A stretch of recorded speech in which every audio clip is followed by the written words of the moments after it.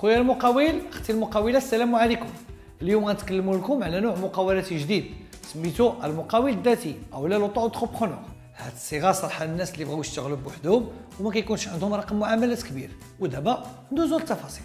صيغه المقاول الذاتي كتمنحك مجموعه ديال الامتيازات اللي منها ان المقاوله ديالكم ماشي بالضروري يكون عندها مقر، كذلك كتكون معفي من مجموعه ديال الضرائب، وحتى الفاتوره اللي كتعطيها للكليان ما تكونش فيها التيفيا. وخاصكم تعرفوا ان ضريبه المقاول الذاتي باينه انطلاقا من حجم المبيعات او المعاملات، يعني شيفر دافير، واللي هي 1% بالنسبه للانشطه التجاريه والصناعيه والحرفيه، و2% بالنسبه للخدمات.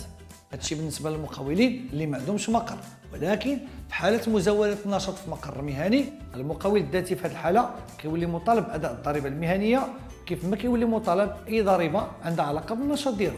ولكن المقاول الذاتي ديما كيبقى معفي من الضريبه على القيمه المضافه اللي هي تيفيا.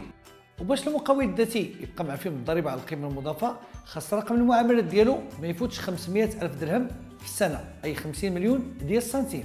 هذا بالنسبه للانشطه التجاريه والصناعيه والانشطه الحرفيه، و200 ألف درهم اي 20 مليون ديال السنتيم في السنه بالنسبه للخدمات. ولكن هاد المبالغ ان شاء الله ملي تفوتوها وتكبر الخبزه ديالكم، ديك الساعه غادي تقوموا بتغيير الاطار القانوني ديالكم. غادي تحتاجوا مجموعه ديال الاوراق اللي غادي تلقاوها في موقعنا bodor.ma.